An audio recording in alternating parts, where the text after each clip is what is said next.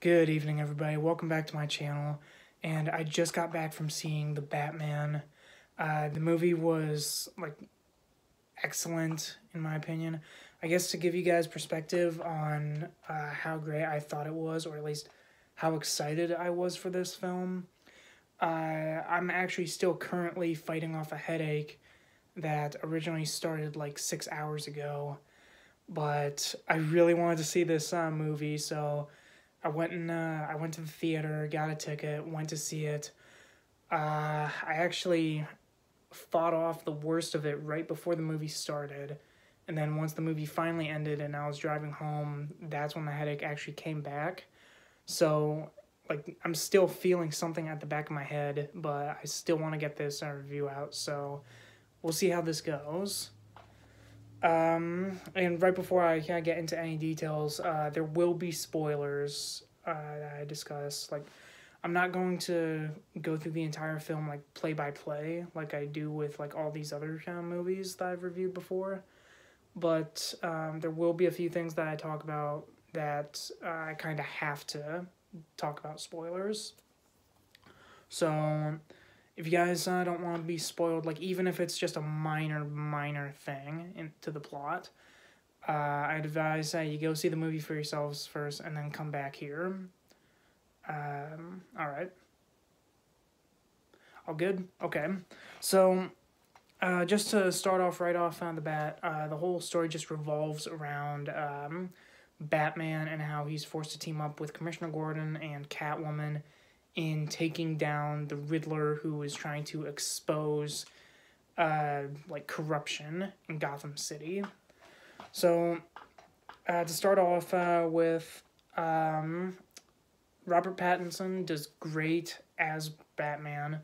I will be the first to admit that when I originally heard the casting decision that Robert Pattinson would be taking on the role as the Dark Knight, I was against it because I only saw him as the guy from Twilight. But then I started looking at all his other roles, the only other most notable one that I remember is Cedric Diggory from the Harry Potter films, which he was okay in. And then it wasn't really something to write home about, but I guess it made me kind of rethink my stance on Robert Pattinson as Batman, where, if given a good script, he will do a good job. I'm pretty sure he tried to do the best at what he was given as Edward Cullen, but it just didn't work out. So I decided to rethink my position on that, especially when the first couple trailers dropped. And I decided, you know what, I'm going to give Robert Pattinson a chance, and it definitely paid off.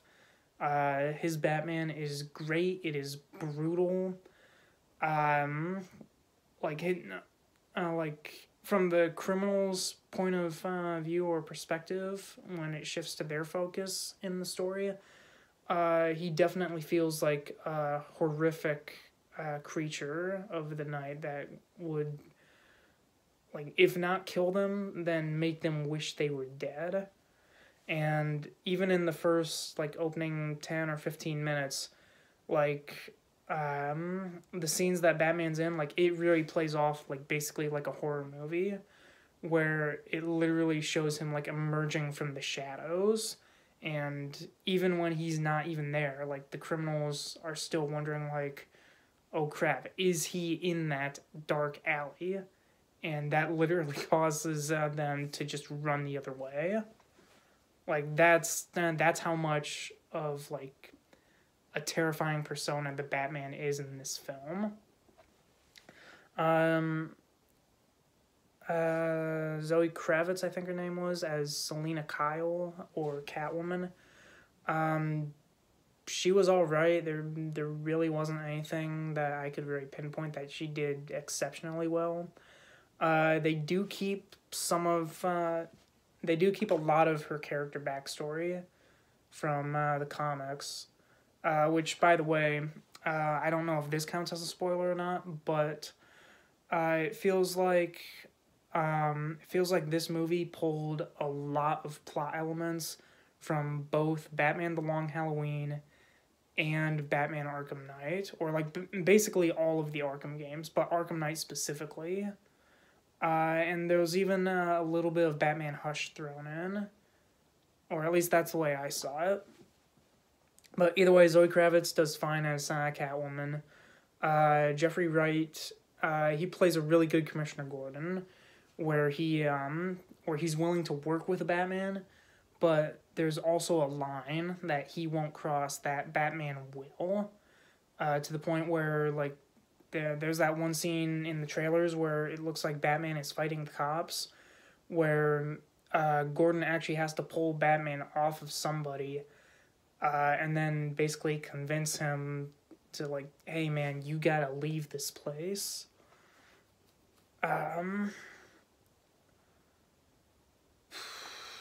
Paul Dano as the Riddler.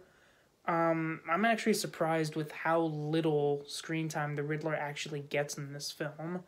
Like, so in pretty much every other Batman movie, save for possibly Batman v Superman, like, the villains are the spotlight. Like, you go and see The Dark Knight, you see it for Heath Ledger's Joker. You go to any of the original Batman movies from, like, the Burton Schumacher films, you go there to see Joker, or Penguin, or Catwoman, or Riddler, or Two-Face, or if you just want to see it just to have a laugh, like, you go see Batman and Robin, see, like, Mr. Freeze or Poison Ivy. Like, even in the first Burton Batman film and Batman and Robin, like, Jack Nicholson and Arnold Schwarzenegger, they had top billing over the actual actors who played as Batman. Here, that's definitely not the case, because I think that the Riddler only gets about, I think, a collective 15 to 20 minutes of screen time out of an entire 3-hour movie.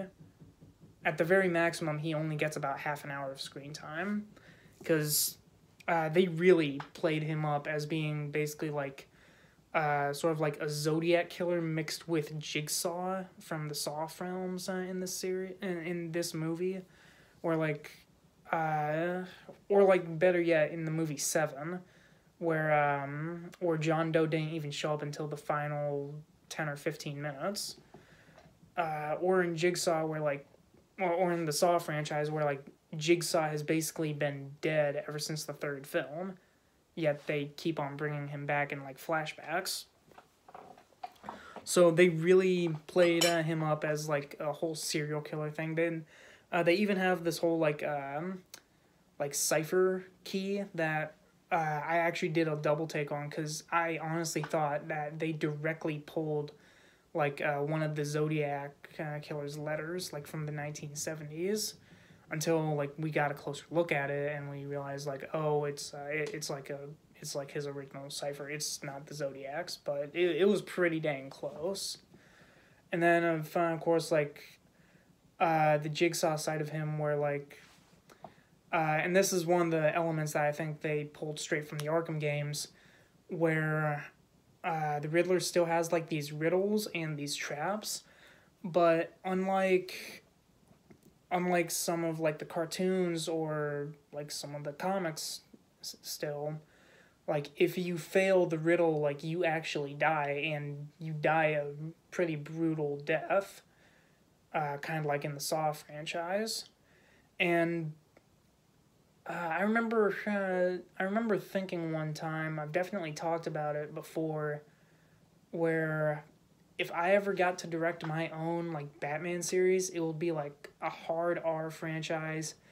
It'll definitely lean into, like, the horror roots, where there'll definitely be 3 movies, where I think the first one was based on, like, the first few issues, where, like, Batman's actually killing people and everything. And then the second would, like, feature Hugo Strange as, like, a sort of, like, monster creature feature film. And then the third one would be, like, a straight-up slasher with possibly Victor Zsasz as the villain. But I'd also want to make, like, a 4th film with the Riddler as the villain, and like it'll be basically full on like Jigsaw Saw franchise, where it'll be borderline like torture porn. But as of right now, I'm really happy that that in a lot of ways, like, they went there with this version of the Riddler, where, like, he's brutally murdering his victims, he's duct taping their faces, like, in the trailers, and, like, yeah, he has those, like, Jigsaw-esque traps, where, like, if the victims fail to solve the riddles, like, they die horribly, and that was always, like, I always wanted to see that ever since I played the Arkham games, and I was glad that they at least somewhat did it justice in this film. Then you got, like, Colin Farrell as the Penguin, who, like, at the end of the day, he's, like, a background character. He's, like, a low-level mobster. He's not really, like, the full crime boss that he is in the comics. But he plays his part really well. Like I said, he's kind of like a side character, but Colin Farrell plays him really well, to the point where, like, when I first saw him in the trailer, I didn't even realize that it was Colin Farrell in there. Although the last thing that I remember him as was Bullseye in that crappy Ben Affleck Daredevil movie. But his whole character was interesting. I'm really interested in seeing, like, where they take his character in, like, the future movies. Even the characters of, like, Carmine Falcone and Sal Maroni. Well, actually, no, they didn't even show Maroni that much. More Falcone than anything. They even played his character kind of pretty well in this film. And I guess without spoiling anything too much, that's where they took a few things from Batman: The Long Halloween, especially with Falcone and Selena Kyle.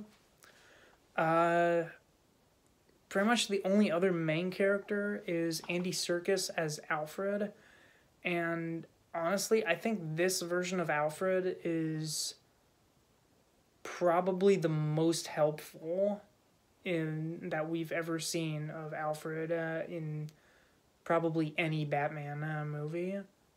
Now, I'm gonna have to rewatch several of them, particularly like Batman v Superman and the original Burton films. But in this movie, like, Andy Serkis, he actually helps Bruce with solving the ciphers, and he there's even some passing comments where, like, he's the one who taught Batman how to fight. Unless if they explain later on that, like, that Batman also learned from the League of Assassins, like he usually does in the comics and the movies. So far he's mainly just been taught by Alfred on how to fight and how to, like, I guess, become the Batman.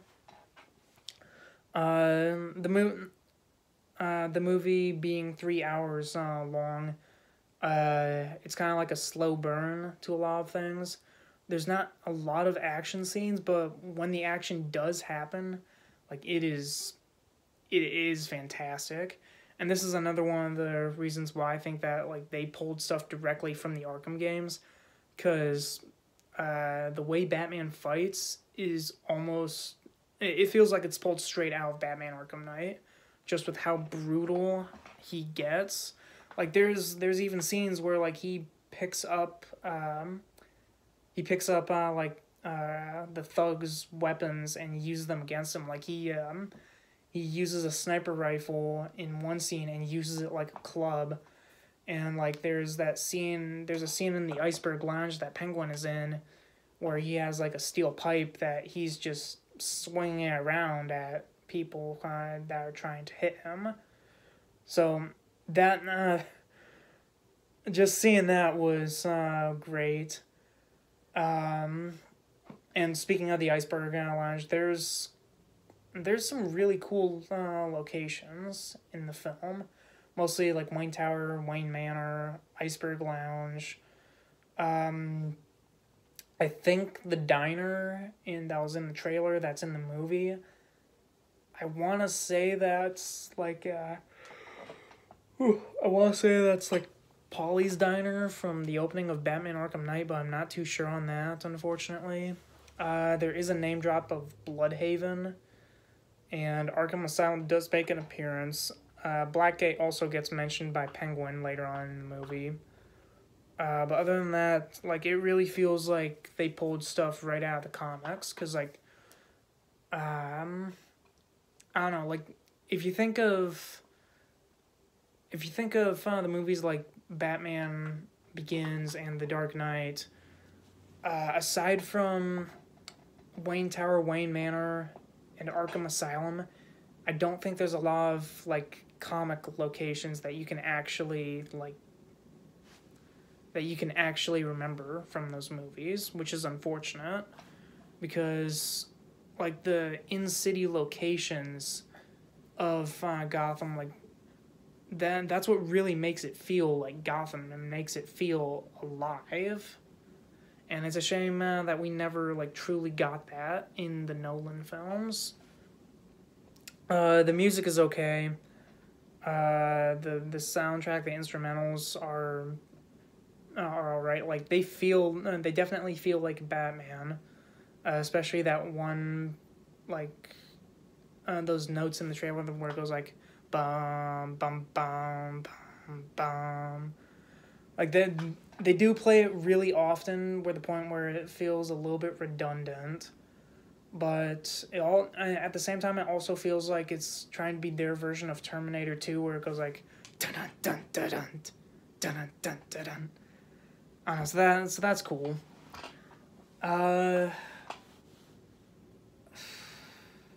There's really not much else that I can say without going into spoilers. And, like, I think I really said everything that I really liked about the film. There's a few things I didn't like that I'm about to go into. And I guess the one thing I can really mention, well, actually two things that I guess I can mention without really spoiling anything is,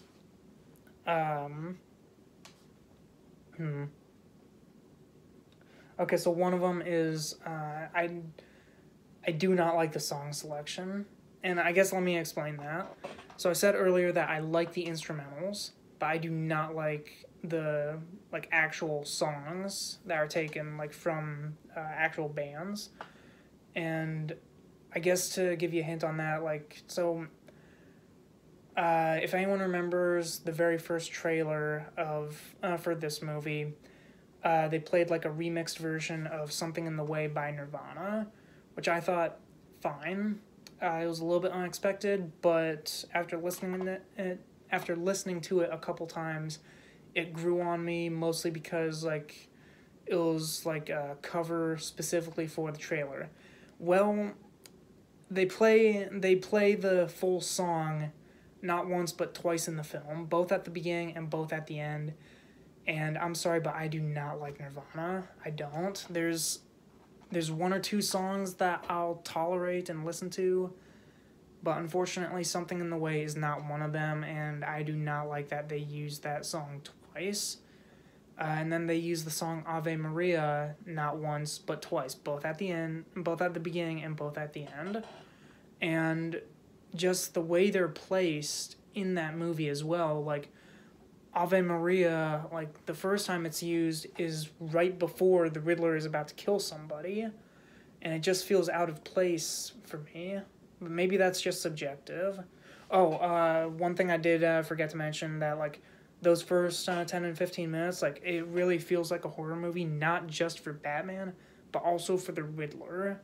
Because right after that whole Ave Maria song, when the Riddler makes his first kill, like, there's a scene where it actually shows his victim, like, in the foreground, but the Riddler is in the background, and the light literally turns on and off, and you see the Riddler's silhouette when it's dark, and every time the light comes back on, he's just still standing there, and it just gives off the vibe of, like, a slasher villain, and, like, really, it really feels like they were leaning into like horror elements for both Batman and the Riddler, like where they were like two sides of the same coin in this movie, and like without spoiling anything, like I'm pretty sure that's exactly what they were going for, especially by the end of the film, with that huge climactic fight scene that they showed in the trailers.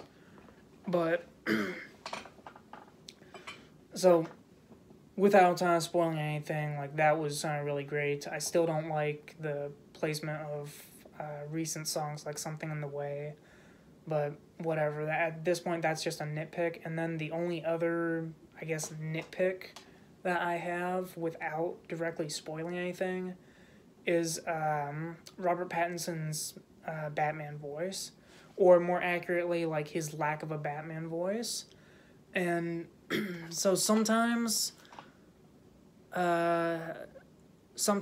he like deepens his voice when he's in the bat suit, but then there's other times where like when he's even speaking to like criminals or Gordon or Catwoman, where like he doesn't even try, like he's just speaking in his normal voice, or at least that's the way I saw it, where he's just like talking normally, and even when he's like speaking in a deeper voice, even then, like I still feel like you could like very quickly deduce that like Batman is Bruce Wayne. And I get it that not a lot of people liked Christian Bale's like really raspy voice, but it should also be like a very deep voice, like hang on, like, I am vengeance, I am the night, I am Batman, like kind of like that. Now I'm not sure if my voice sounded like it was all raspy there, but oh well. I don't know. That's kind of how I envision Batman's voice. At the very least, have a voice modulator.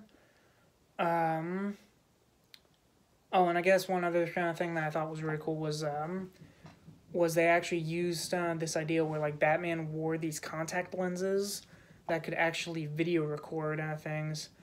And I always thought that was cool because I actually still have that idea on like somehow making these contact lenses to like do video recordings instead of having this entire head mount on your forehead, or like even using these like video recording glasses, which I have used before in the past.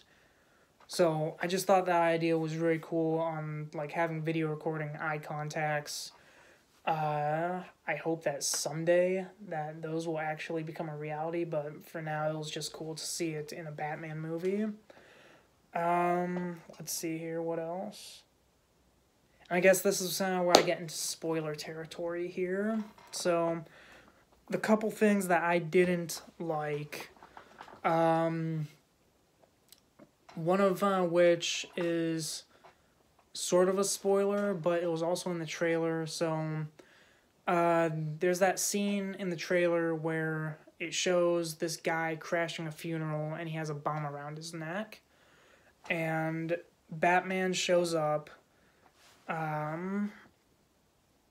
Batman shows up. The guy has like that cell phone duct taped to his hand. And it's revealed that the guy is supposed to answer 3 riddles, and the bomb around his neck will deactivate. Well, the guy, he solves the first 2 riddles, but he refuses to answer the third. And the third answer is about like saying like who was the rat for this whole Maroney case. And because the movie, like the whole movie is about like the Riddler basically exposing the corruption in this one really big case that put away Sal Maroney. And turns out there was this like rat, a mole, that was key to the case. But the guy with the bomb around his neck, he refuses to give up the rat. And as a consequence, the bomb goes off, he explodes. The the only part that I didn't like about that is that Batman is literally like inches away from him. Like, he basically has him by the collar going like, "Who is the rat? Who is the rat?" And the bomb literally explodes in his face. It somehow throws Batman several feet away, and it does knock him out for a bit. But other than that, there's not a single scratch on him. Meanwhile, later in the film, the Riddler sends a bomb to Bruce Wayne, which Alfred actually finds out. And Alfred literally chucks the bomb to the other side of the room. And he still ends up getting, like, injured from the blast. And the next scene he's in, like, a hospital bed. There's, like, an obvious head wound on him, along with scratches and bruises all over. And I'm just sitting there thinking, like, hold on, so Alfred basically got a concussion from that bomb, which he chucked basically into another room, but Batman, like Bruce Wayne, he didn't suffer a scratch on him from having a bomb literally 2 inches away from his face, with still having like that lower part of his face exposed. Come on. So, whatever, that's probably a nitpick for me. And then the only other thing that I guess is... The only other thing that I guess could technically be a spoiler is... So, I guess early on in the film, there's this whole thing going around where one of the riddles that the Riddler gives Batman mentions the Rata-Lata. And it's called, like, La Rata-Lata, or El Rata-Lata. Either way. And don't blame me for this, because the movie also screws this up too, where somehow Batman and Commissioner Gordon, they deduce that Rata-Lata is Spanish for a rat with wings, and they somehow make the leap that Riddler is talking about, like, a stool pigeon, but that also means a penguin, because a penguin has wings. Well, not once in my life have I ever heard a penguin be referred to as a rat with wings. You know who I have seen referred to as a rat with wings? A bat, or more likely like a rodent with wings. And maybe this is because of like the previous Batman movies and video games I've played, because I know that like multiple times throughout the Batman films, Batman was referred to as a rat with wings. Like in the first Batman movie, I think the Joker specifically said, like, "We got a flying mouse to kill and I want to clean my claws." In The Dark Knight Rises, one of the cops, when they think that they cornered Batman, he says like he's like a rat in a trap before Batman escapes. And I'm pretty sure in the video games, like the Arkham games, he's also referred to, like, even by the Riddler, as a rat with wings. So I just find it mind-boggling that Batman, who's supposed to be the world's greatest detective, he's supposed to be the world's greatest detective even in this movie, and he doesn't make the deduction that, like, oh, rat with wings, he's talking about me, Batman. Which the Penguin, he even calls him out on that, like, later in the film, like, oh, you and Gordon are supposed to be the world's greatest detectives, but you guys are so stupid that that you didn't deduce that rat with wings meant bat. And they even still try to fix it later on, that, like, oh, well, he also could have meant, like, Falcon, i.e. Falcone. And I'm still not sure how they jumped to that conclusion, because I've also never heard of a falcon being referred to as a rat with wings, Like, every time I've ever heard that, like you immediately think of, like, oh, he's talking about Bat, aka Batman. Like, even later, even towards the very end of the film, when they finally capture the Riddler and they raid his hideout, they find, like, all these rats in cages, and among them is a bat. So, I don't see how Batman, the world's greatest detective, like, even though this is his second year of crime fighting by the time the movie comes out, like, he's still referred to as the world's greatest detective, and he still didn't figure out that a rat with wings is a bat. But whatever. Sorry, I think I went on a rant there for something that is supposed to be so small and minor in the film, but it just makes Batman, and by extension Commissioner Gordon, seem just stupid. But those were kind of all the negatives I had. Another few things that I did like in this were they really did their homework in paying homage to the comics. Like, there's surprisingly a pretty big Easter egg towards the villain Hush. Like, there's this character mentioned called Edward Elliot, and when his name first popped up, I wondered for a second, like, is this supposed to be in relation to Thomas Elliot? And then they immediately put in the word Hush over his face, and at that point that was just on the nose, but, like, I don't care. That was awesome.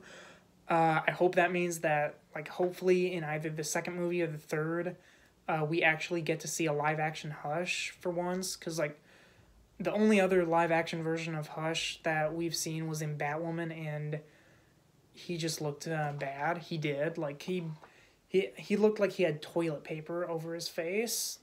Like, it was just awful. So hopefully we get, like, a Hush that's done justice in like, a future Matt Reeves Batman film. At this point, I can't remember if I mentioned it before, but I'm pretty sure there was speculation and rumors that the Joker would make an appearance. And yes, he does. At the very end, he has a cameo appearance. He's mostly shrouded in, like, the dark in his Arkham cell. But of the little bit that you get of him, like, he looks gnarly. Like, think of Heath Ledger's Joker, but, like, they actually dial up his scars to 11, where, like, it looks like parts of his lip are completely gone, where his teeth are just completely exposed, and, like, it just looks like that Glasgow smile from The Dark Knight, but, like, actually stretched out, so, like, you see his face. Like, if you guys remember the Jeff the Killer image from the internet, where, like, his lips are just completely pulled back, where I think, like, parts of his lips were completely cut off, that's basically kind of what the Joker looks like at the very end of the Batman film. So, really excited to see him show up in a future film. I don't know if it's going to be the second one or the third one, but that'll be kind of really great.